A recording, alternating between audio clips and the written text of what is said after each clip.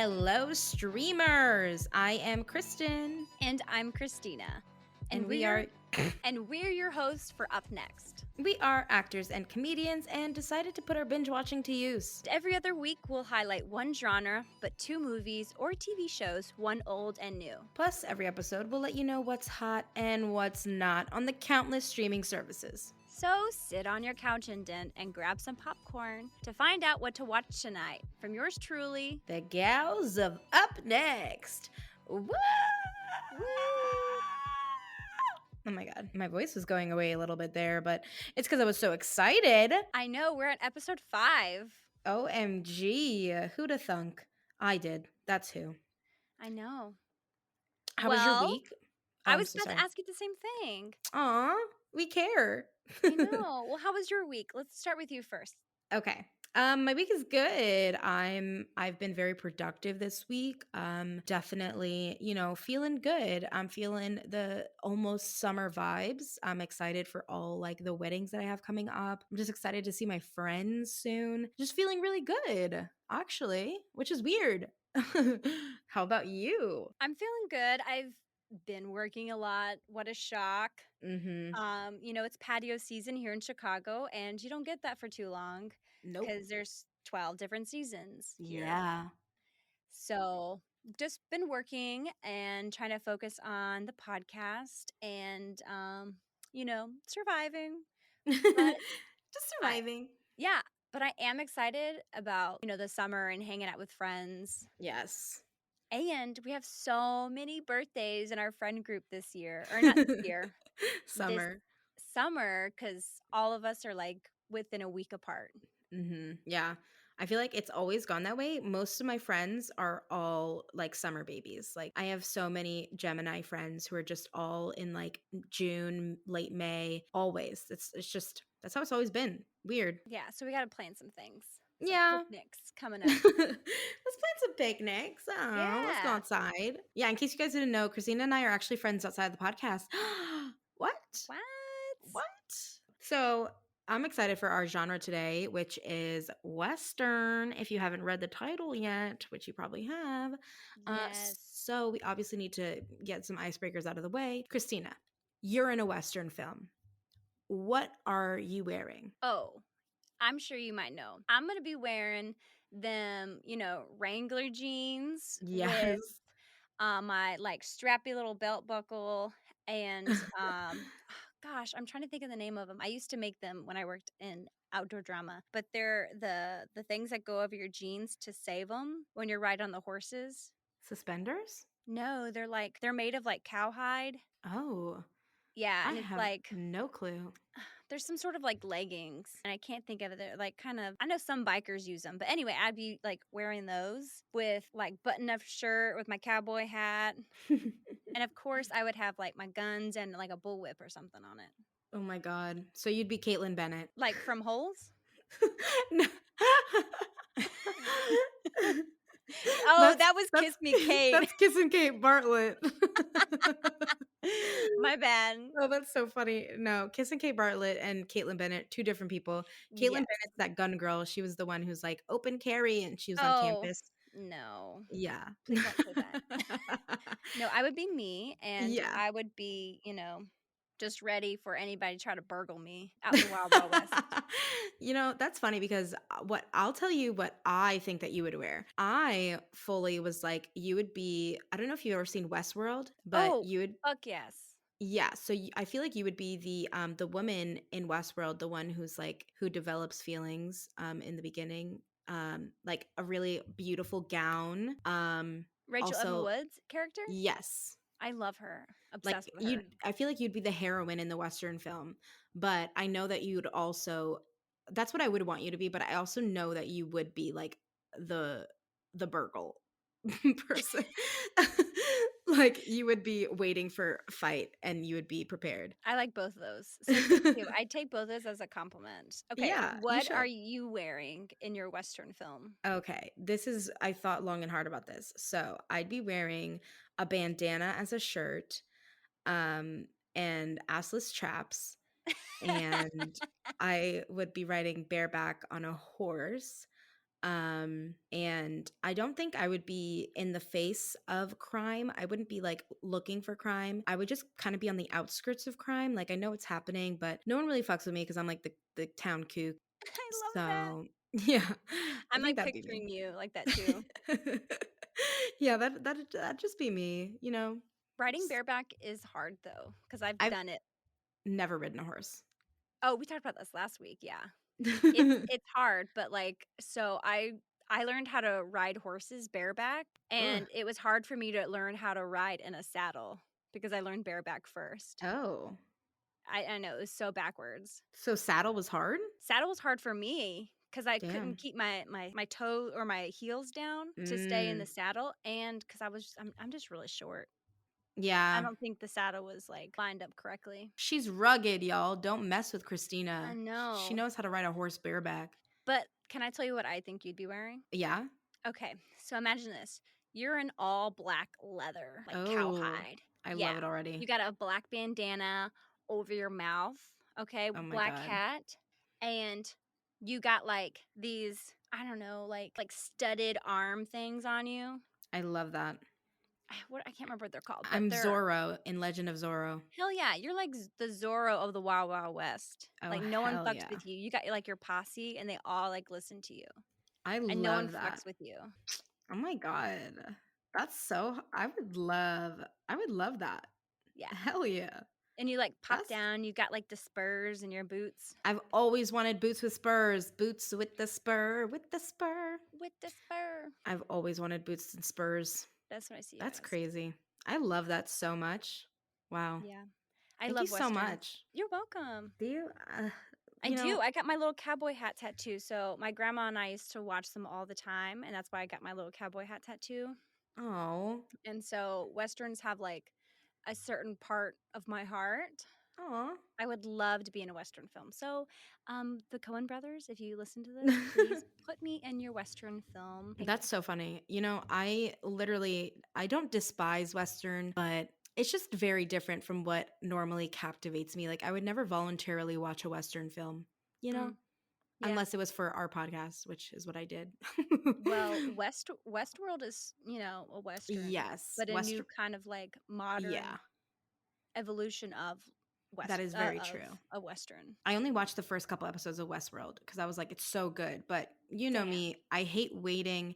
And if things are like they release every week, I'm like, I'll wait till the season's out because, Well, season 1, season 2 and 3 are already out. You can skip 3, but 2, 1 and 2, damn. yeah. I started watching it when it was weekly because like Mm, it came out and I was like in college, I think. And we all watched it and we were like, this is so good. But then we had to keep waiting for every week for the next episode. And like, I can only do that for certain shows, you know? yeah, I understand that. That's a really fun fact about me. I'm impatient. Um, Most actors are and comedians, so yeah. I get that. Well, I think you know enough about us now. And if you don't, no fear, we'll be back at it next episode. But we have also decided to switch things up a bit because who doesn't like chaos? That being said, please rate us on Apple Podcasts and submit a review with us and tell us an icebreaker question that you're dying to know. Or just tell us how beautiful we are on Instagram and we'll give you a shout out either way. Now, let's get into what's hot. Hey, it's JD from the Hyman Podcast. I created this podcast to have hard conversations. Conversations that make us human but are also wildly uncomfortable. Conversations that help give voice to the voiceless and to the marginalized. Now you can listen to the entire first season on Apple Podcasts, Spotify, or wherever you get your podcasts from. Consider this your personal invitation to join the conversation. What's hot? Yes, Kristina. Hacks on HBO Max. It's looking so funny and so hot, and we can't wait to watch it. We stand funny women on the front line. Thank you. And you're welcome. Jupiter's Legacy on Netflix is definitely not hot. Who the hell is watching this? Woman in the Window on Netflix giving us full Disturbia vibes. You remember that movie with Shia LaBeouf, right? Did he see a murder? Didn't he? Honestly, just go watch Disturbia. Handmaid's Tale on Hulu is so hot. And I want the person who decided to release only one episode a week to burn. Shrill on Hulu is always hot. We have some hot takes on it, but truly the casting is where it's at. Plus, A.D. Bryant always has me in my feels. If you haven't watched The Underground Railroad yet on Amazon Prime, what have you been doing? No, like seriously, what's up? Are you okay? And shout out to my friend Phil Fornat who's in it. Keep killing it, my guy. High School Musical, the musical, the series on Disney Plus is paving the way for all of those angsty teens. I get it. I was one. Follow us on Instagram to be in the loop for our High School Musical, the series, the fan page. Or who knows, maybe even a High School Musical, the series, the remake? Those Who Wish Me Dead on HBO Max is also hot, and not. We're talking about it in detail later, so stay tuned. Selena, Season 2, is still coming down on its hot streak. Season 1, not so hot. What the hell was that? Although, Season 2, we've heard good things. Have we? Anyway, Legendary on HBO Max is so hot. The cameos, the all-star cast. Go watch it and be gagged. Gagged, honey. And now that you're up to date with what's hot and not, let's get into our older pick of the week, which was released in 2007. And 2007 was not too long ago in our heads, but in reality, it was 14 years ago. So here are some random fun facts from 2007 to understand just really when this was. iPhones were announced. Crazy. Wow. We're on iPhone, I think, 12. Yeah. 13? I don't know. A lot. Rihanna released her hit single Umbrella featuring Jay-Z, and it was #1 on the US Billboard Hot 100 for 7 weeks. Hell yeah. You know, that song that Tom Holland does the dance to? How dare you? In the rain. I'm sorry, Under my Rihanna. umbrella. Okay. Harry Potter and the Deathly Hallows, their final book of the series from J.K. Rowling, is published worldwide. 11 million copies sold in 24 hours. I've never read a Harry Potter book. Sorry. Oh my God, that's okay. In sports, because I know some of you like sports, the Stanley Cup, Anaheim Ducks defeat the Ottawa Senators, and it's Ducks' first championship. Congrats, y'all. From 2007. Congrats 14 years ago. In the NBA Finals, the San Antonio Spurs edged the Cleveland Cavaliers 83-82. They got a 4-0 series sweep, baby. And in the Super Bowl, the Indianapolis Colts beat the Chicago Bears. Sick 'em Bears. I'm pretty sure that's not the thing. We live in Chicago. And in entertainment, a few films were released this year. Juno, Freedom Riders, The Number 23, Thump the Yard, Harry Potter 5, The Order of Phoenix, Spider-Man 3, Into the Wild, and the movie we're talking about right now, No Country for Old Men. Woo! No Country for Old Men from 2007.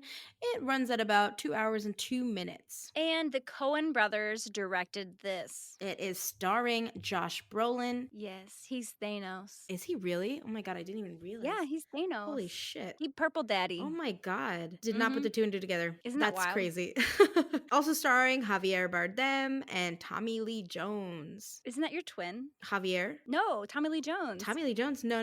My twin is Heath Ledger. Oh, no, I thought you said he was your twin daddy or something. What? That you look like him. You said that one day. Did I really? Anyway.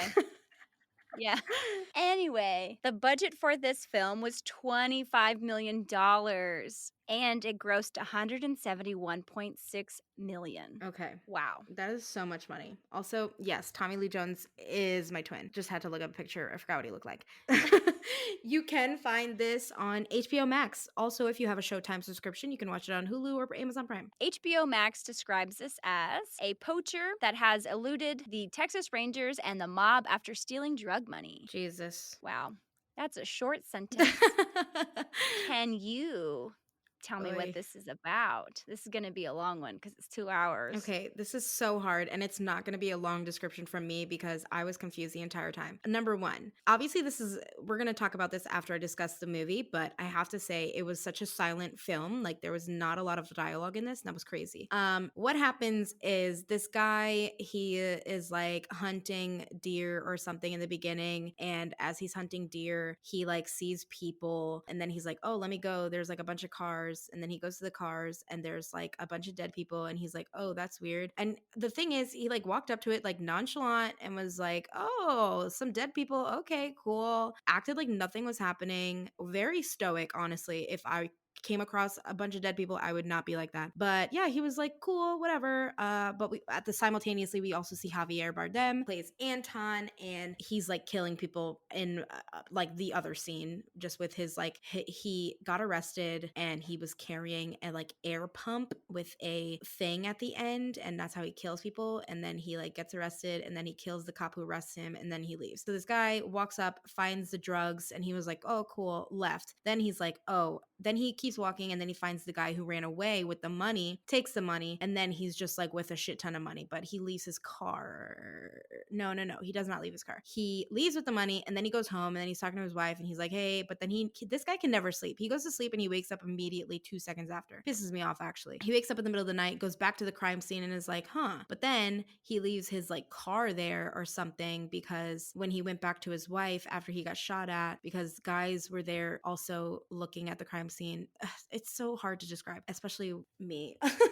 um he like finds this he finds basically he gets money. He finds money, basically. Moral of the story, he finds money, and then it's linked back to him because he leaves his car at the crime scene because these people were shooting at him, and they did end up shooting at him. So then he's like, goes back home, and he's like, wife, we have to go. Like, you're going to go stay with your mom, and I'm going to go on the run, excuse me, not a stroll. And so they leave, and then the whole movie is just a cat and mouse chase with Anton, excuse me. He just keeps finding this guy, and it's because he was tracking him the entire time, and Mr. Man was stupid to not, why, hello, you're carrying money. First of all, why did he never just open it up all the way? He always just looked at the top and was like, huh, money, and then was just running around with it. Like, first of all, use it, spend it. He spent it like barely. Ugh, pissed me off. There's a lot of things that made me mad logically in this movie. But yeah, basically it's just a cat and mouse chase the entire time, and then it ends.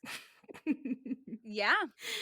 That was pretty good though. It was a long movie to try to describe, so kudos Yeah, I think for that. the main part of like what happens is in the beginning, just to know what exactly like what happened to lead up to this cat and mouse chase, but then it really is just a cat and mouse chase for the rest of the movie. And it's funny that you say that it's a cat and mouse chase because it really is between 3 people, which you don't really see too often. That is true. That chase between 3 people, cuz like you have Tommy Lee Jones' character and how he's chasing Josh Brolin's character to try to help. Yeah. And then he's trying to get away from Javier's character the whole time. Yeah, there was a lot going on. I feel like my brain's capacity, I don't know. How did you like the movie? Let's talk about that, because I know we have a lot of differences in opinions. So, what did you think about the movie? So I really loved it from the very beginning. You can tell just with the sound. I know you talked about sound for like a quick second, how there was a lot of silence. And I feel like that's so important when you watch movies. It's such a key element in storytelling, and it can really make or break a movie. And I felt like that really spoke to me because you really get to hear the eerie quietness, that tension within that cat and mouse game because they're so on each other's heels. Yeah. The two of them, Josh Brolin's character and Javier Bardem's character, like they're so on each other, and especially like at different scenes, they're right next to each other, and you're like, are they gonna hear each other? Are they gonna? Is that whatever sound that they give off? Is that gonna like be the nail in the coffin that gives them away? So I felt like that was really important, was that sound, and that's something that I truly loved and I took away from just the very few moments of that film. Interesting. Yeah. You see, I'm terrible with silence.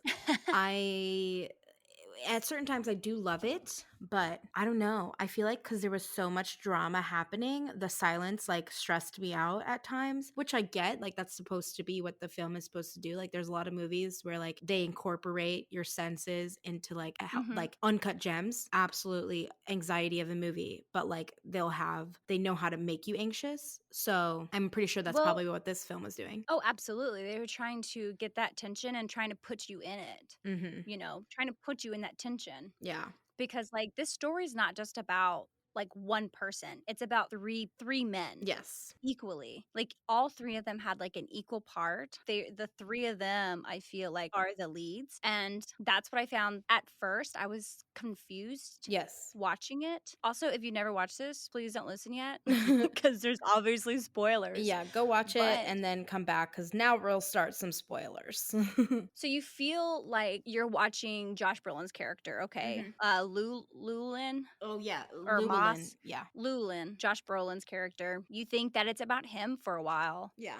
But then he dies. And Okay. you're like, "Well, I thought I was supposed to watch him." And then it follows somebody else and you're like, oh, "Okay, okay." But like they're basically like this whole thing is about like fate Mhm. and the unexpected and it's oh my god, it's so brilliant. You see, I'm glad you said that because I literally towards the end of the movie, so many things happened in the beginning and the end of the movie. Like truly, the middle also very good, but there was like some added characters randomly that I felt were kind of unnecessary to the actual full like plot of it. But at the end, I had no idea what the fuck was happening. Literally zero. I was like, "Wait, did he die? When did he die?" Also, the mom died. When did she die? I was so confused by the end of it. I truly had no idea he died, and Yeah. I had no idea, like I had no idea when anyone died. They never like plain out showed anyone's death except for like the mobsters in Mexico, and that's it. See, I find that also, I don't know, I generally liked it because it makes me think of like Greek theater and like how they don't really do any of the deaths on stage and how it's Mm, always off, like off screen. yeah. The peoples that you don't really know, they're killed. Yeah. There's like, I think Javier kills at least like 14, 15 people on Yes. his own Yes. throughout the movie. And you see all those. Yeah. But you don't see Woody Harrelson get killed off. But you hear it. Yeah. That's the thing. You hear it in the sound, and that's why that Foley is so important because you hear him get killed, and then when Josh Brolin gets killed, you hear the bangs, the screaming, the car chasing away, and Tommy Lee Jones is literally like a couple minutes behind. Yeah. And then you roll up and then you can see by his shirt. And that's why like paying attention to like clothes Mhm. and the colors of things is really like it tells a story because he knows it's him. Yeah. Okay. That's what I thought. I thought that was him in the pool, but I was like, It was, I no. think, the girl. Oh, so then where the hell was he? So he was on the ground by his hotel room. So obviously he was going to Oh his my god, I thought that was room one of the or mobsters. no, it was him. The heck? Okay. You see, Yeah. it was literally in the last 10 minutes. It happened all way too fast. I was like, what is happening? And then even with the wife, also the mom, like when did the mom die? How did the mom die? Well, she isn't shown after the one of the Mexican drug cartel people like Mhm. go up to her and is like, Where are you "Hey, where going? you going? Yeah. Where you going?" So part of me is like, maybe something happened then, Yeah. or maybe she just died of natural causes Oh, at the maybe. house or something. Yeah. But you can tell that the wife is gonna die because he says he made that promise. But Because she he's did like, I play a convincing argument of which one? when she was like, "You don't have to do it." And he was like, "Yes, I do." And she was like, No, you don't." Yeah, she did, but obviously I didn't want her to die. No. But he has this code. He has these morals, which is funny because he's a psychopathic killer, Yeah. a hitman, whatever. But he has these morals, and you hear Carlson, which is Woody Allen's character, Mhm. talk about how you can do this with me or you're gonna die. Basically, you have these couple choices. He's gonna kill you, you kill your family because he does that. Yeah. And he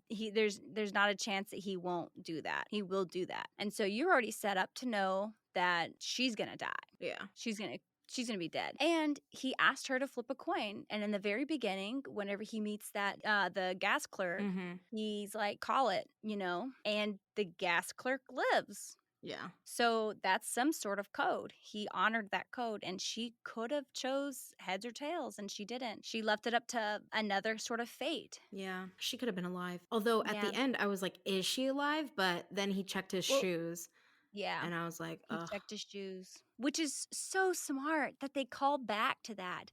Like when he's in the room Mhm. and he takes his boots off because you know, he doesn't want to make noise or whatever. Yeah. Okay. And then he takes his socks off because he probably stepped in blood. And I feel like he's a man that likes to be clean Yeah. and tidy and not be like in like a certain kind of filth. So whenever you see him check boots or check certain things that nothing's on him, I feel like that's a part of his like, I don't know, like character. Like, you know how people have like OCD or some Mhm. sort of thing like that. I feel like it's something on those lines. That's what I got from Which it. is so nasty because he's also fucking killing people. And then he's like, I know. oh, doesn't fit me. I mean, I love him. I'm not gonna lie. So if you don't know who Javier is, he's married to Penelope Cruz. He's also in a shit ton of movies. He was in Eat, Pray, Love, Skyfall, He was in Night Mother. Not my Night Mother. I'm so sorry. He was in Mother, Yeah. which was so wild of a movie in itself, and he did a fantastic job. He's so interesting. I like him. I think he plays really good, complex He characters, and he does. makes it look so He easy absolutely does. and effortless. Yeah. Yeah. And I was listening to this interview about the Coen brothers talking about like the different actors and everything. And they talked about how they knew they wanted Tommy Lee Jones Mhm. because of just who he is. He's got everything that they're looking for, the Texas vibe, his age, Yeah. you know. And then they knew they wanted Javier just because of he has like this sort of like mystery about him. Yeah. And his hair in the movie, oh my god, absolutely terrible. Like terrible comb over. Oh my his hair was not it, but it still was really good. They did that on purpose. I know, but Yeah, I think they, like, mirrored that off of one of the Coen brothers, like, old picture. wait, yeah, It's yeah, not a look. they were like yeah, not a look, and he was like, "I'm not gonna get laid at all Not while a wearing look. this haircut." Absolutely not. Terrible hair. But it's still Javier. So like he's kind of like the I think he's the original Fabio, but other Mm. people may disagree. I think he's absolutely stunning. Oh, absolutely. He's got this beautiful accent and, like, this charm about him when he's not killing people on screen. I know. But, I mean, even, like, low-key. Like if you think about Just Eat kidding. Pray Love Javier, so hot. Like he's like a romantic man. He's just like, hey girly, what's up? But then you think about these types of movies where he has a terrible comb over, like a bowl cut, and then he's just shooting people merciless. You know, some Okay. maybe like what the hell? Which brings me to my next point. That gun is so cool. Not the gun. It's so cool. And it's just like the props people must have had such a fun time building it. Yeah. Because, like, who goes around with oxygen tank looking things, shooting things Yeah. with it? And so powerful. He just breaks every single lock he comes into contact with so easily. Yeah. Like, he's also like a conventional murderer. Yeah. I can't remember what it was. I wrote something down about how he was like A murderer? smart about how he killed people. Oh, is he? I mean, he used this basically the gun he was using was technically a silencer because it wasn't like a gun, but smart. I feel like the smartest kill he had was in the beginning when he just killed the cop who arrested him, and then he said, "All right, peace." But Yeah. other than that, he just killed literally everyone in broad daylight, like did not care. Yeah. Which is And insane. I found a part. He was like, he goes into the office and he just like shoots them first and asks questions later because he doesn't give anybody the opportunity to like possibly do anything to harm him. Mm-hmm. And then the guy in the office was like, "Are you going to shoot me?" He's like, "Well, do you see me?" You know? Yeah. And then he just like in my brain, he lets him go because the guy's like, "No." I would be like, "No, I don't see you. I don't see nothing. I'm trying to live." Do you see me? I'm like, well, yeah, you're right in front of me. What? What do you mean? So speaking of the office scene, do you think that he killed? Okay, so the U.S. people, which was Carlson, and then that office guy, I don't remember who he was. Mm-hmm. I think they were the people who were trying to get the drugs. Yeah. Yeah, so they didn't get nothing. No. They didn't even get nothing out of any of that except dead. Yeah. But I feel like he killed all of them because like they offended him. What do you mean they offended him? Right? How did they offend him? Because like wasn't he supposed to go and like retrieve it? Oh, is that what he was supposed to? I had I don't no remember. idea. See, this was I thought this. he was supposed to retrieve it, and then he wasn't doing it quick enough or something, so he sent Carlson and other people after it. Yeah. I have zero clue. Well, This I'm was not sure now either. This was the scene that I honestly did not like. And this was the one where I felt that it was, I think his name's Carson in the movie. I didn't like this scene. I felt that Carson and the other mob boss were unnecessary to the plot. I didn't find the need for them to be there. I feel like I get it. Woody Harrelson, an amazing actor. Like, yeah, I would want him in my movie too, but he doesn't come in for the first hour and a half of the movie. Then he's only in the movie for literally like 4 scenes, and it wasn't anything substantial. Like there was nothing that was like, "Oh my god, yes, we needed this plot line in this." So, Yeah. I didn't find it. I honestly like disassociated whenever he came on because it just like I was like, "Why are you here?" Mhm. I don't know. I felt like I do agree with it, and I also feel like maybe the reason they put that in there, well, it was probably in the book also, and Yeah, I'm sure he was in the book a lot more, probably. and the fact that, like, maybe it gave Josh Brolin's character another sort of, like, here are these 2 choices. Yeah. You can go with, door A, or you can do door B, Where did the and money that's what you go? get. Where's the money? Who got the money? Anton got the money. He found it. Remember how in the beginning, in the first motel, he hides it, okay, in the air vents. Mhm. Anton realizes it because of the streak marks in the air vent. Mm. Okay, so he knows that that bag was hidden in the air vent. Okay, so Anton didn't kill Josh Brolin character. Okay, the Mexican drug cartel did. And Oh. so that's whenever he's back at the hotel late at night, whenever Tommy Lee Jones gets there, Yeah. he has, I think, the briefcase in his hands. And then we don't see that he has it until Tommy Lee Jones sees Looks. the air duct with the penny. Because that's Mm. what he used. He used a coin to untie the air duct in the first hotel. Oh. Yeah. And then he left that like it is, probably because he was in a hurry. I see. Yeah, and it was big enough, just enough for a briefcase. Oh, that makes sense. Yeah, I didn't even know Josh Brolin's character got the case back again. Because yeah. after what's his name? After Carson found it, He didn't get it. he He just left it he there. left it. Oh. Yeah, he left it there because he knew where it was gonna be. I see. This makes sense now. Yeah, Okay. he left it. See, I was a little bit confused. But now that you say that, that actually kind of prompts what this movie is based off of, which is actually it is based off of a novel. So let's talk about that because I did not read the novel. Most people may not have, unless you Yeah, I have. did not. I did not. I don't um, really read that much. yeah, but it is based off of a novel, so that's probably like Kristina said why, some characters were and did have an appearance just because it was in the novel and people love to be as close to home and it's already 2 hours long. Like a lot of things happens in a book that you can't put on screen. So, Mhm. that makes sense. That does make sense. And that's why it was adapted from the novel by the Coen brothers to the actual movie. Yeah. Oh, I just thought about why Woody Harrelson's character probably did come in. Why? He was probably some sort of like comedy relief because that's like almost midway through, Yeah. and you're like, okay, I can laugh for a second. Did he did not make me He laugh. did. He made a couple jokes in the office. Oh. He made me laugh. And I was like, "Oh, I needed that. I didn't realize I needed that." Oh, I guess maybe that, yeah. And then I was like, "Okay, let me reset. Oh, okay. Let me get back into this." That was real heavy. That was a lot of blood Yeah. in that hotel scene because that first motel, that was the halfway point of the movie. Jesus. I know. Not the first motel, sorry, the second motel. Whenever they finally are next to each other between the Yeah. doors, which, oh my God, was so suspenseful and was. amazing. I love that. I was waiting for him to be like, are you here? Yeah. Yeah, that's very And interesting. like he just like wakes up out of bed and was like, "No, Every the briefcase." every time, like you see this guy, he cannot sleep. He'll think about something and wake up in the middle of the night. But also, It's probably because he was in the military. He talks about being a nom, yeah. and he has like those gut instincts of like something might be happening.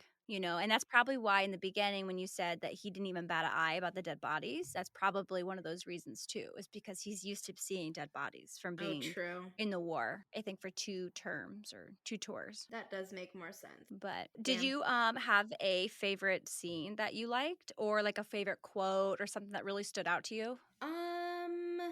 Hmm. No. I feel like I really was rooting for Josh Brolin's character, so I was really sad when he died. So I honestly think like the most suspenseful, interesting part. Actually, no. You know what? I really did like the end of the movie where he gets into a car accident, and I knew it was gonna happen. I was like, he's gonna cross this Yes. intersection and he's gonna get hit by a car, and it literally happened. But I was hoping that the other person in the other car was like genuinely trying to kill him, but it turns out it was just a freak accident. Like, oh, of course there's a freak accident. Yeah, I really loved how he literally just broke his arm, and then he just pays a kid $100 to say that he never saw him, and walks away with his arm, literally his bone sticking out of his arm. I thoroughly enjoyed that. Yeah, that kid was like, "I can see your bone," He's or like, something like that. "Sir, do you know your bone's sticking out of your arm?" He's like, He sounded "Yeah." like he was gonna throw up the whole time. And he's like, "Some of that money's mine." Yeah.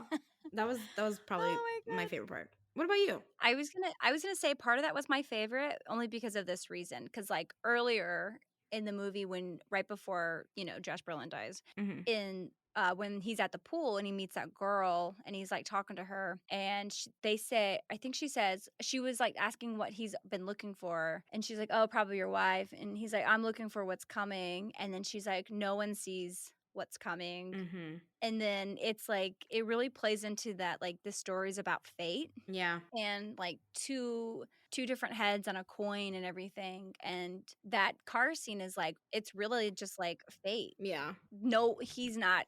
He's shot in the leg, he's been through all of this within, I'm sure, like 48 hours. Mhm. He's unstoppable, and then he gets into a car accident. Yeah. Tommy Lee Jones is like, how do you go up against a ghost? And he gets hit by a car. Literally. And he was following the street, like, obeying the street signs and, Yeah. like, the lights and everything, and he just killed this chick. Very true. I just thought that was so funny. I was like, "Are you kidding me? That's so hysterical." That this psychopathic killer who's so smart and strategic of everything he's doing gets hit by a fucking car. Yeah, that's literally insane. Yeah. Wow. It's so great. I think I really loved the second motel scene, honestly. It's with like the huge shootout cuz like I feel like everything comes together. Mhm. The lighting on like half lit of their Yeah. faces. You have the sound of like the creaking of the boards. Mhm. You've got the shotguns and you're like counting like, okay, how many more bullets do they have? Like, are they about to run out? Josh Brolin picks up his gun and the other guy's gun and tries to shoot out the tires and so that maybe he's smashed under the car. And it's just so smart. And you hear like the clicking of the heels with the glass and the blood dripping down. And I just thought it was so beautiful. Interesting. Yeah, I'm weird like that though. It felt like a new age kind of like western like shootout, and I was like, yeah, that's it. And that was when Josh and him are like face to face and they both get shot. Like they both leave bleeding. Yes, Yeah. yeah, yeah. And he's like in the truck, Yeah. and then over the dead man's body, like trying Oh to my drive, god. and like he's just going at him with the I silencer, see with the air another part where silencer. I was like, why didn't you drive away? I know he crashed, but still, I I mean, was like, yeah, he tried. drive away. There was a whole body in his I way. know, but he was doing so good. He was driving with the body there. I do have one other question though. What did you feel at the very end, knowing that Tommy Lee Jones retired? I again was confused.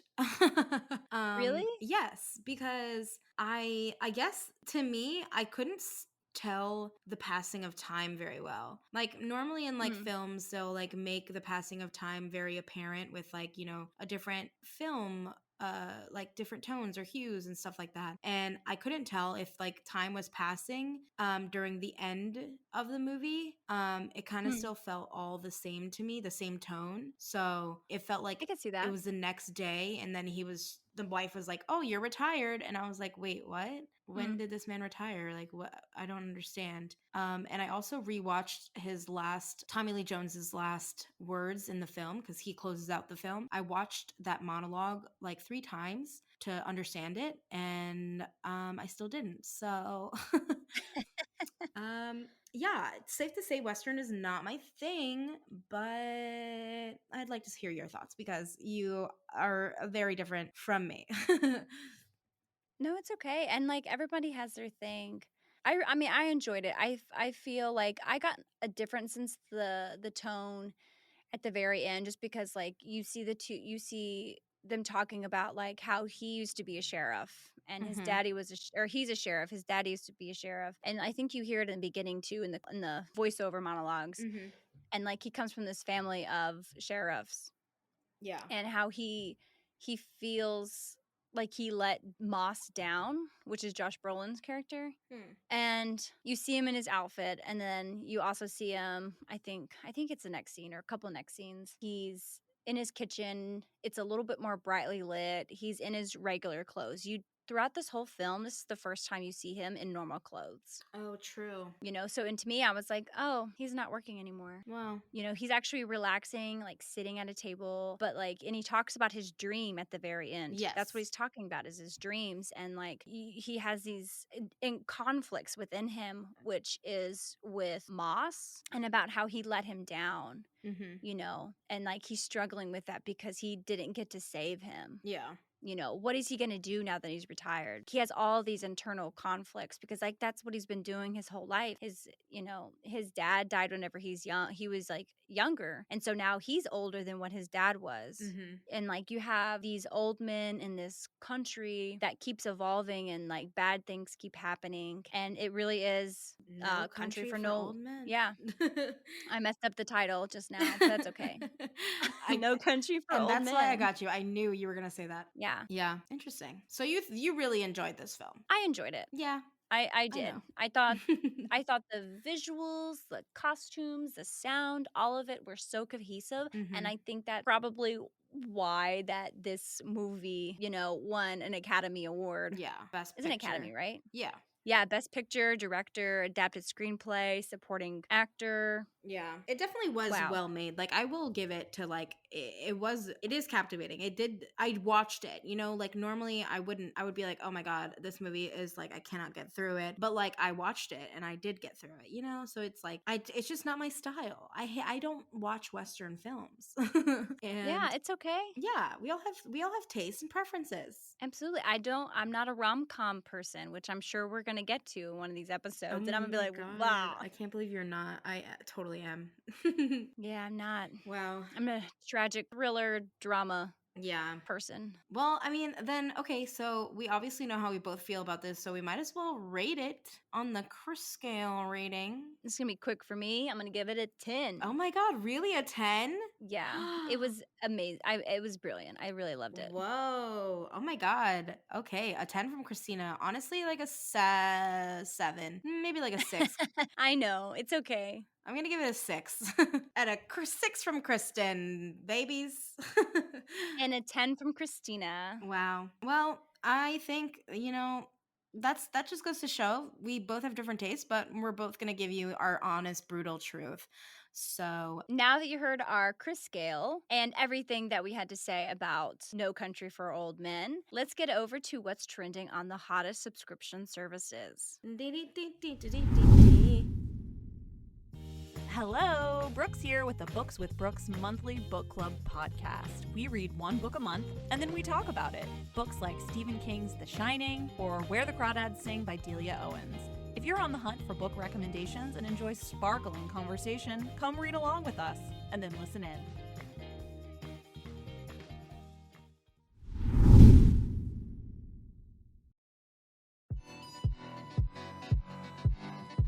first up, we have Netflix's top 10, which we all know changes faster than I do after a one-night stand. Out the door I go. Coming in at number 10 is Coco Melon, still keeping that 10th spot for 62 days straight. Number 9, Jungle Beat. Great for kids. Parents, get that box of wine ready for this one. At number 8, we have Start Up, a must-watch. The only good thing to come out of Crackle, truly. Number 7, I Am All Girls. Yikes. At number 6, Halston, produced by Ryan Murphy. Next. Number 5, The Mitchells and the Machines. Can't be punny because it's so good and so cute. At number 4 is Love, Death, and Robots. Same, minus the love and robots. Number 3, Jupiter's Legacy. It's bad, like real bad. At number 2, we have The Upshaws. You've gotta watch. It's Wanda Sykes. And number 1 is Woman in the Window. Based on this top 10, makes sense of how it made to number 1. And some other hots on Netflix right now are Haunted Season 3, The Strange House, Slight, and Who Killed Sarah Season 2. Who did it? Check those out and then thank us later. Coming out soon to Netflix on May 21st is Army of the Dead. Zack Snyder directs the star-studded cast of the living and the undead. And The Neighbor Season 2. On May 22nd, we've got Sam Smith. Love goes live at Abbey Road Studios. I stan Sam Smith and I am so excited. May 23rd is finally Season 3 of Master of None. And then May 26th, we've got a handful, so don't miss the Netflix film Baggio, The Divine Ponytail. And if you like TV shows about food and culture and a docuseries, be sure to catch High on the Hog, How African American Cuisine Transformed America. And while you're there, catch the new documentary, Nail Bomber, Manhunt. On May 27th, we've got Black Space, a Netflix original, Blue Miracle, a Netflix film, Eden, a Netflix original anime series. It's about a human girl raised by robots who learns many truths of the utopian world she lives in, and the Netflix comedy special, Soy Rata, Serendipity.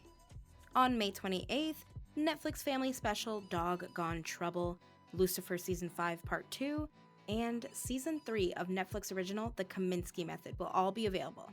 Last but not least, on May 31st, Dirty John, the Betty Broderick story, and Parisian Agency, exclusive properties, Netflix original. And on Hulu, Handmaid's Tale and Shrill are trending because, duh, they're hot. Coming to Hulu are some hot hits that will most likely be trending next week. Let's be real, we haven't let you down yet. On May 21st, look out for Marvel's MODOK series premiere, animation comedy that's actually pretty funny. Then on May 27th, you can find the final season of The Bold Type. So grab a Cosmo and sit on that couch and den. May 28th, we've got Plan B, a funny Hulu original comedy, and terror film, The Vigil. You won't want to miss that. Unless you're scared. On Disney Plus, The Bad Batch, High School Musical, The Musical, the series, still going strong, and The Mickey Mouse Club. Coming to Disney on May 28th, obviously it's the Cruella premiere. You won't want to miss this Devil Wears Prada meets Disney vibe. Also, Launchpad, a Disney Plus original. And trending on HBO Max is Max original series Hacks. Also, Wonder Woman 1984 was just added to HBO Max, and it's probably trending now because no one wanted to pay for that mess. Hey, Kristen, did you hear about that new teaser for the Friends reunion special? No.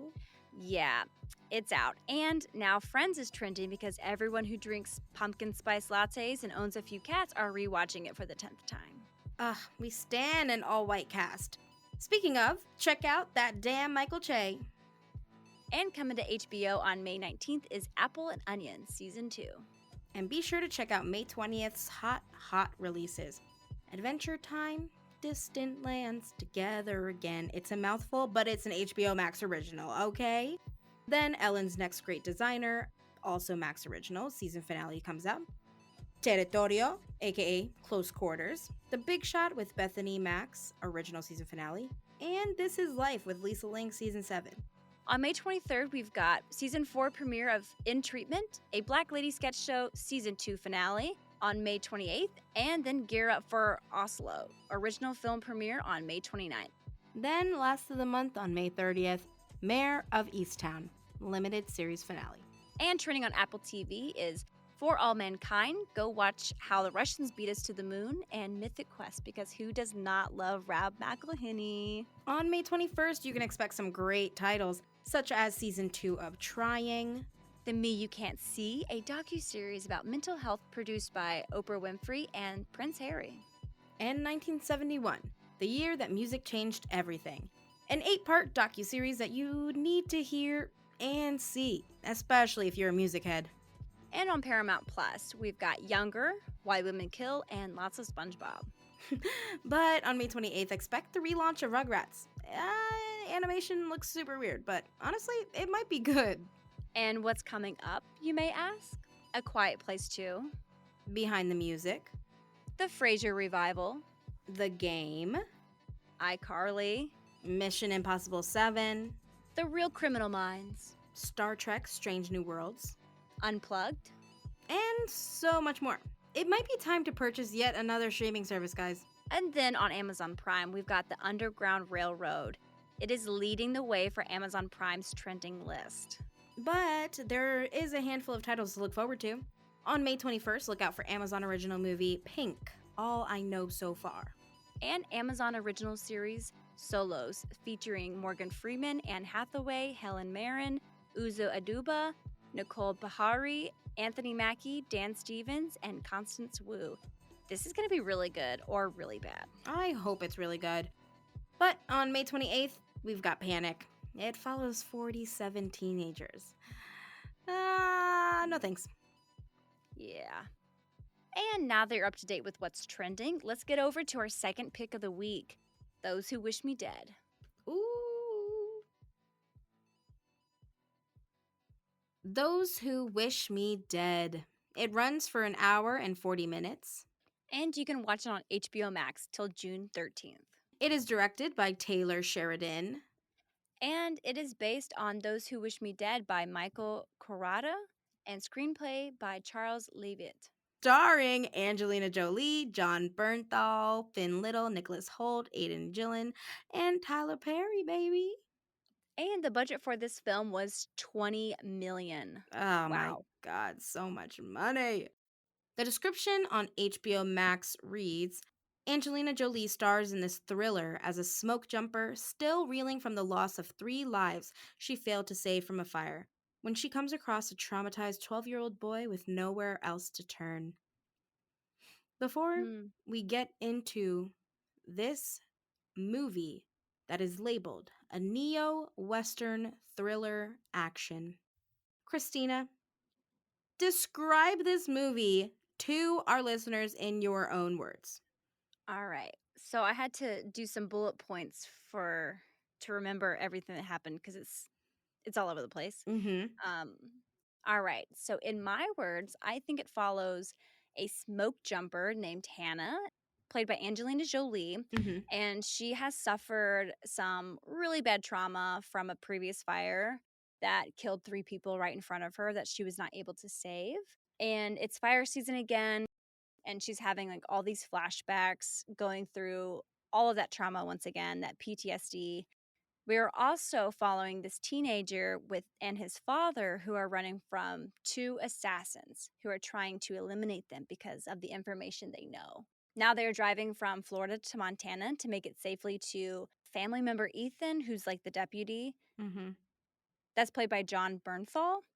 And now these assassins try to get to them by setting up like a trap in the middle of the road. What happens is they shoot at the car and they kind of snag the father, and they go over this like cliff with their car and it crashes into the woods. Mm-hmm. The kid sees his like dad just die like right in front of him. And now the kid has to survive. He has to tell the story that his dad gave him, like on a little piece of paper, and said, like, just trust somebody and, get it to a news crew. Yeah. So now he's like running in the woods trying to, find it to safety, try to find the stream to make it to the city, to the town.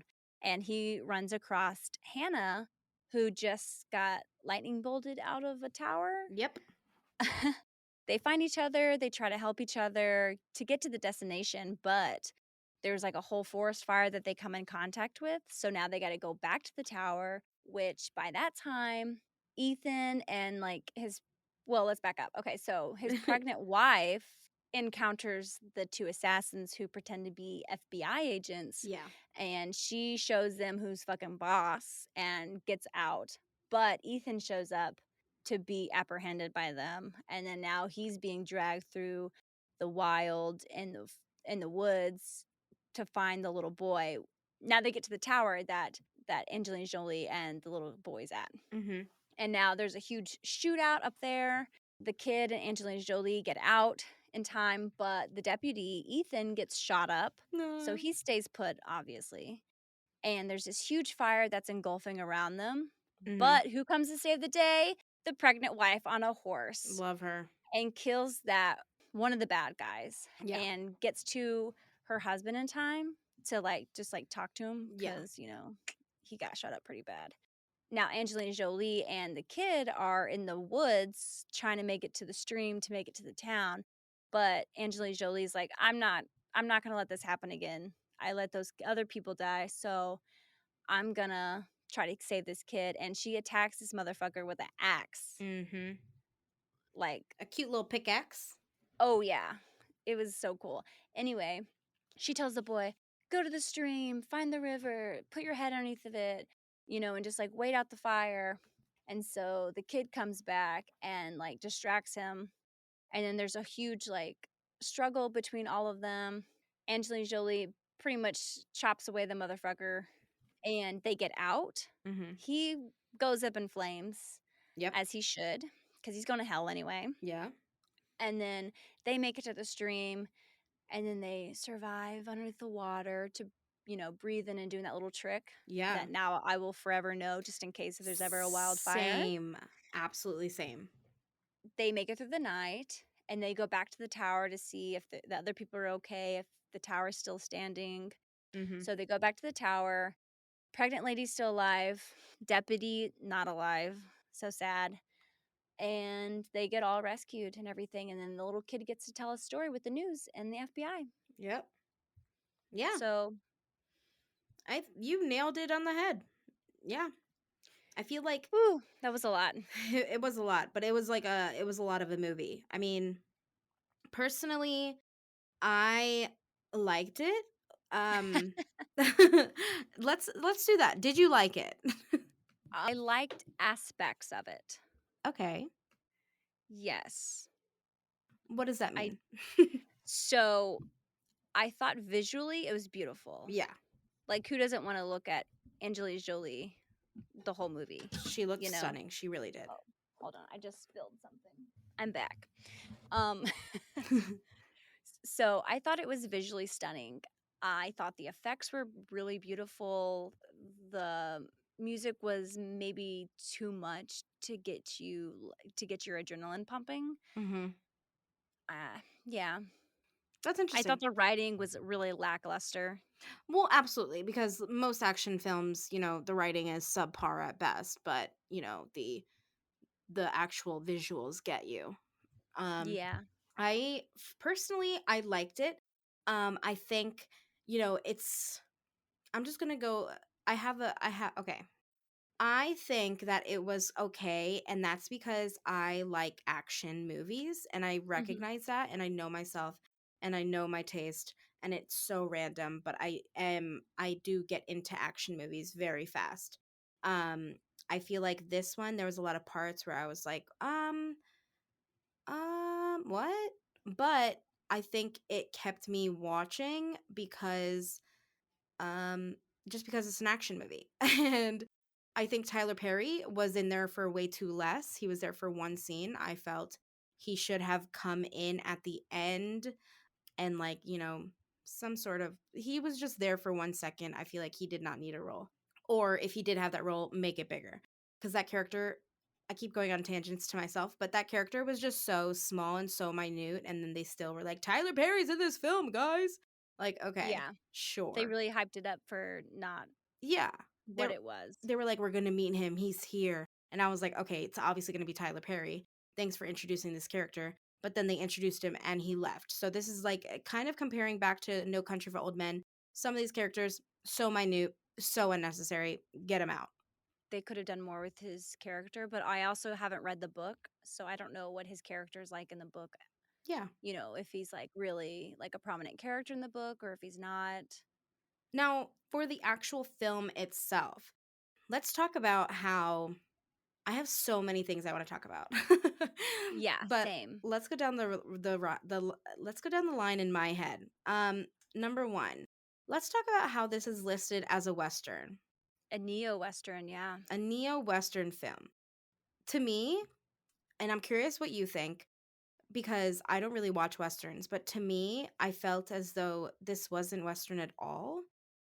Although it kind of did give it some senses in terms of like seven different plot lines happening at the same time, like that kind of, because in this movie we had the fire burning, we were slowly watching the fire take over everything, but then we were also watching, the sheriff, but we were also watching his wife, but we were also watching Angelina and the kid. So it was like there were a lot of things going on at the same time, so that kind of felt western to me. But Mhm. I felt like it kind of I feel like it labeled itself as a neo-western, kind of like how Parasite labeled itself as a comedy. It, they did it to get to do it, you know? Also like comedy for Get Out. It was Yeah. just labeled like that for some reason, probably for like the award route, but I didn't think it was a western. What do you See, think? I didn't really think too much of it as a western either, but then like when I looked up a neo-western, Mhm. so apparently it's like a subgenre of western that takes character settings, themes, and they put them in like today's time, like Yeah. sensibilities and Yes. everything. And apparently Breaking Bad is a neo-western. Really? Yes. It's an American neo-western crime drama. What? And I would not even thought of Breaking Bad as a neo-western. I think it's because it's in New Mexico and it's I don't know. Yeah. But I didn't really think of this movie as a neo-western. I'm like, okay, there's one horse, you know? You said this is a western because there's a one horse. Yeah, there's one horse in it. Okay, I guess it's a western. I felt a little like I feel like a little cheated because Taylor Sheridan is supposed to be, one of the great like writers and Mhm. directors because he did Hell or High Water and some other really great movies. And I thought he, I don't know, I thought like he could have done better, Yeah. and I feel like Angelina Jolie just like deserved more. Oh. Me, I'm like, I liked this movie. This movie sucks. But that's okay. That's okay. I Yeah. mean, that was like for the last movie. Yeah, we don't have the same taste, guys. You can clearly tell Yeah. this from every episode that we've had so far. Well, see, I love action movies. Like, I'm not a rom-com person or Mhm. whatever. I'm like an action-packed movie, Western movie girl. I just felt like, and it was like moving too fast, but also too slow at the same time, if that makes any sense. And I felt like we were rushed into liking these characters, and it Yes. took me a while to actually like the characters. Yeah. No, that absolutely makes sense. I do agree with that. I feel like they definitely did kind of I don't want to say rush through it because I felt as though it was kind of like a lead in to what was happening, which was very apparent and like obviously like any movie, but this one really hits it on the head. You know what's going to happen before it actually happens. That's very apparent in this movie just by watching like the first like I don't know, 10 minutes, you see Angelina has these flashbacks about a kid, how she didn't save it. So like you're like, okay, she's gonna save a kid this movie. She has flashbacks to being an ex fire jumper, but she's in a tower looking for fires because she used to be on the front line but can't anymore because she's trauma. So there's gonna be a fire. I think I She think has to it redeem wasn't. herself. Hmm? I said her character has to redeem herself. Exactly. And yeah, I get what you're saying. I feel as though it definitely wasn't anything groundbreaking. By no means was this like, oh my God, everyone's up for an Academy Award, an Oscar. Like, no, no. But I liked it. Like, I watched it and I watched it all the way through. Um, and I watched it with some friends, and they were like, "This movie sucks," and I was like, "How dare you?" So I had to stop it and watch it by myself so I can enjoy it and cry. Yeah, I did cry actually. Yes. I did cry because Finn Little, who plays the kid, he was so Oh good. my Like, God. He wow. he deserves an Oscar. Okay. He was fantastic. So good. And I do have to say, the scenes that I actually really loved was whenever he was in that scene. Mhm. It was whenever like him and Angelina Jolie, like whenever they were in scenes together, it was phenomenal. But Goosebumps thinking about him. yeah, he did so fantastic. I cried whenever he cried. Ugh, he was really good. Speaking of, Man, you said you liked every scene that he was in. What was your favorite scene? Like, if you had to choose one scene from this movie that you absolutely hated. ooh, okay. It's gonna sound really bad, No, but it's okay. I like the scene where the two assassins kind of get the car. Not get the car, but they shoot the car and then they swerve and then they go off. Mm-hmm. That was a fantastic shot. Like they did so good on the blood. They did so good on the like the stunts for that. I really liked that scene. It was nasty and brutal and I liked that one. What about you? I think I'm pretty sure my favorite is so visually stunning when they were going into I have two. Visually stunning, like my favorite part was when they were holding their breath underwater and like we saw the Ooh. fire coming Mhm. over the stream, but then we also got the underwater shot of the fire and like seeing what they really were doing and how the fire looked right above them. um I thought that was super pretty, but I feel like my favorite actual scene was Miss Girl, when the assassins went to the chief's wife's house looking for him and the Yes. boy, and she said, "Okay, let me call him." Gave him the code word. They knew it was a code word, so she warned her husband. Then goes, they pin her down. She grabs a little steamy thing, shoots him with fire, shoots them both with fire. What is it called? A spray canister.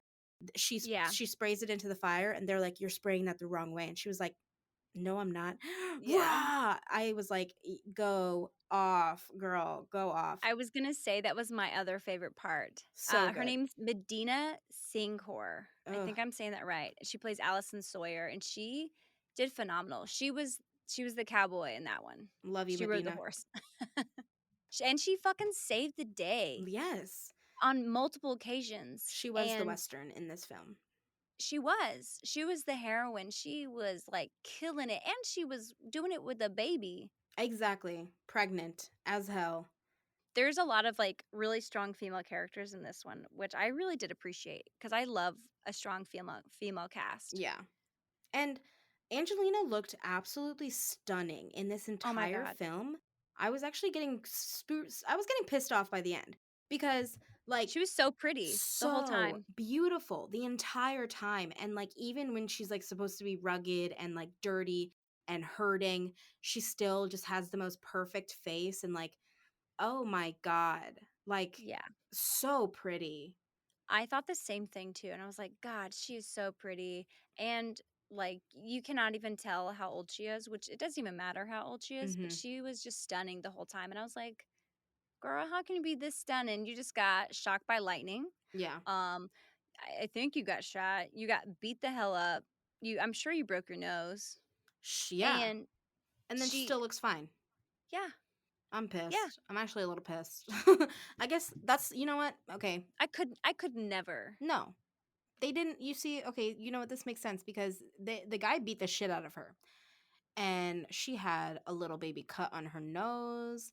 She had a little baby bruise, but like we know damn well if some guy fully just like she was like on knocking on death's door because that's how Mhm. he like the assassin in Her her fight. her eyes would have been closed the fuck Exactly. up. Literally, her face would have been swollen. And she said, "I'm beautiful and I can take a punch. So fuck you."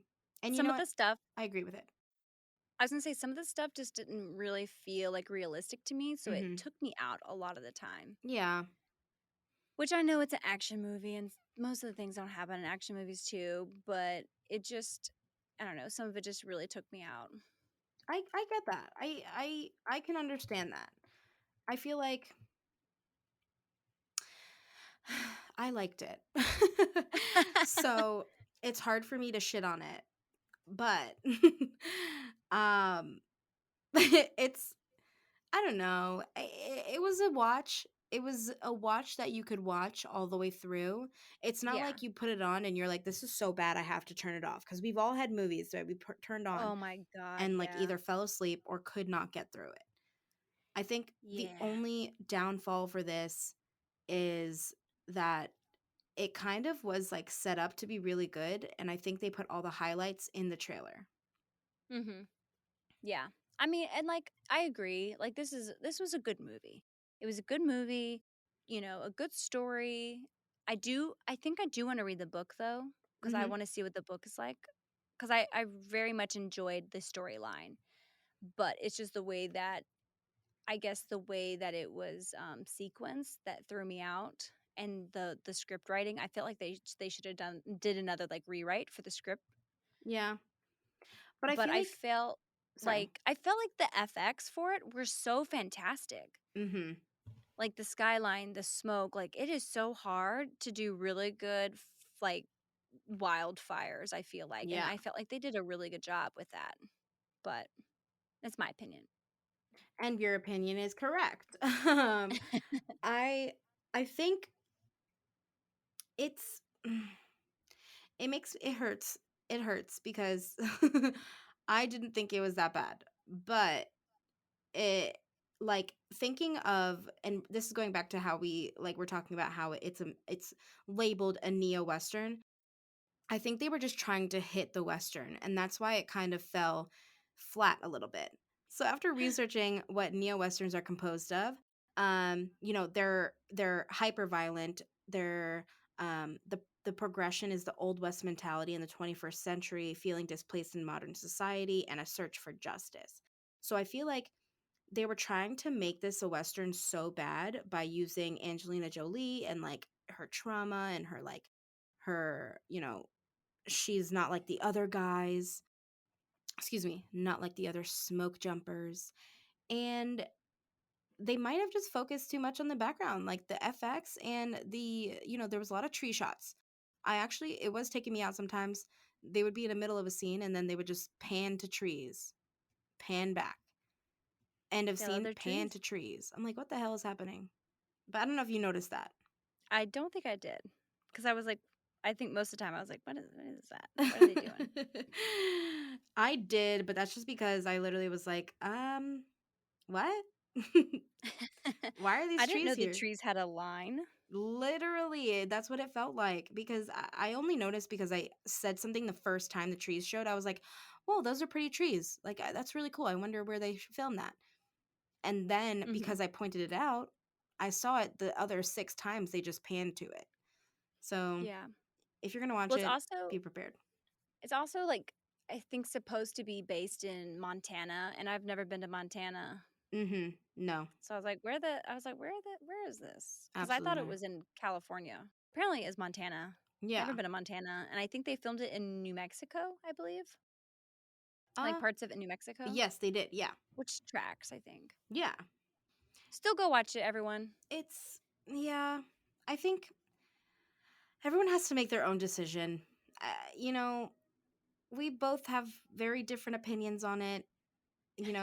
Getting struck by lightning like that And then surviving and then like that. surviving. There's a lot in here where Angelina Jolie just cheats death over and over and over again, which like kind of still makes it like a western too.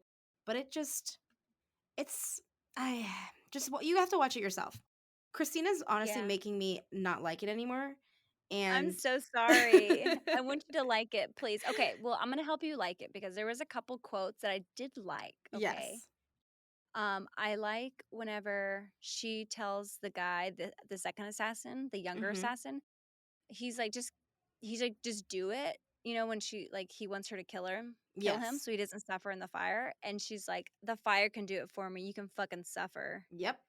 I was like, yes, yes, You said yes, beach. yes.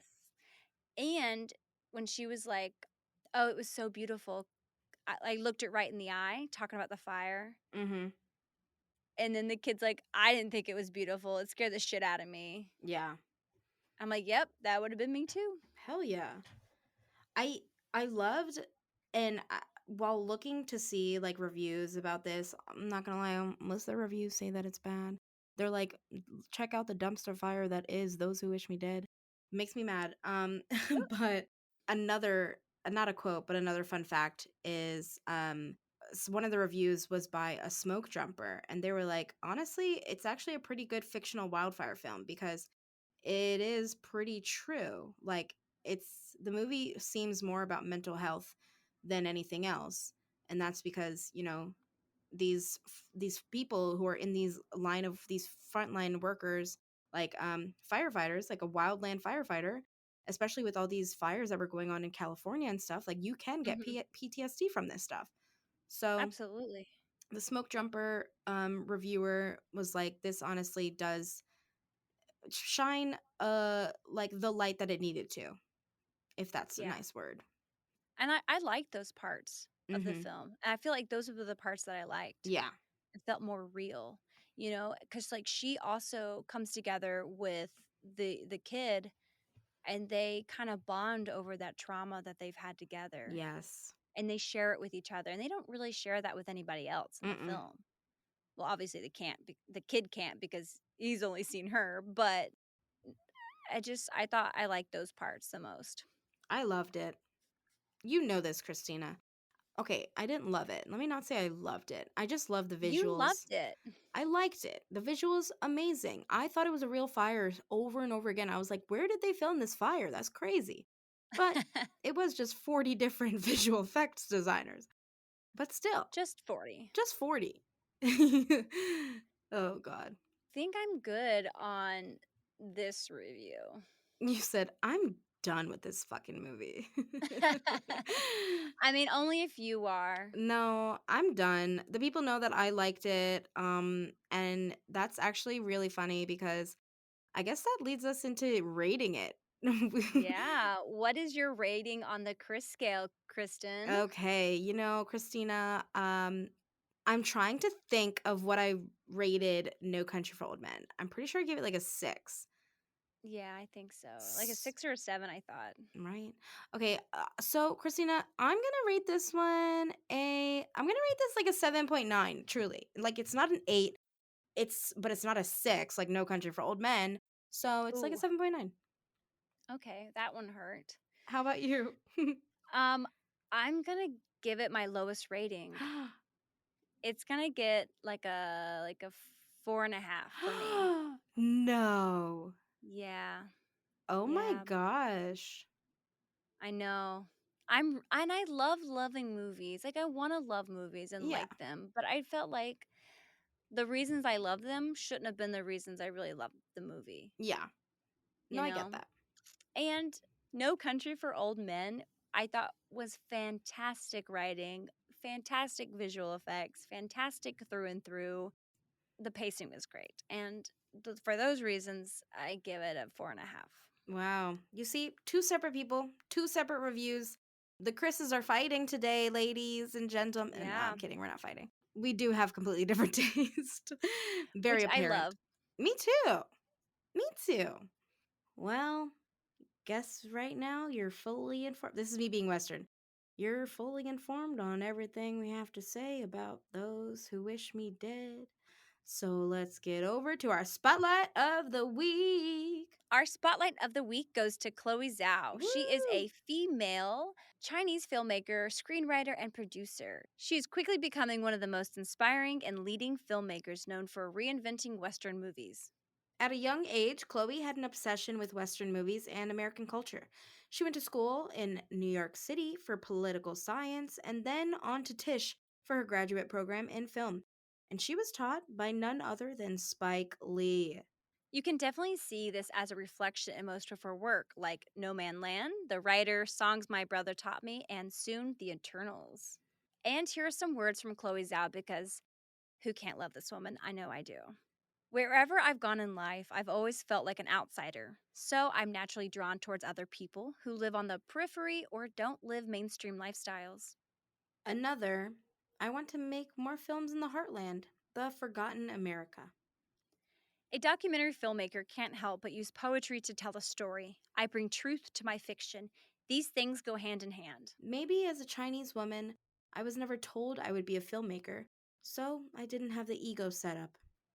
And What I love about America is not necessarily the American dream, but the fact that there's so much spirit fighting to continue the dream once the dreams are broken. Yes, Chloe. Yes. Snap. For real. So after you finish stalking Chloe Zhao, please be sure to like, subscribe, share, tell your friends, and obviously rate your new favorite podcast. Up next. And follow us on Twitter, Instagram, and sometimes Facebook. And definitely be sure to check out all the other podcasts on the Press Play Podcast Network. Bye, streamies. Bye. Thank you.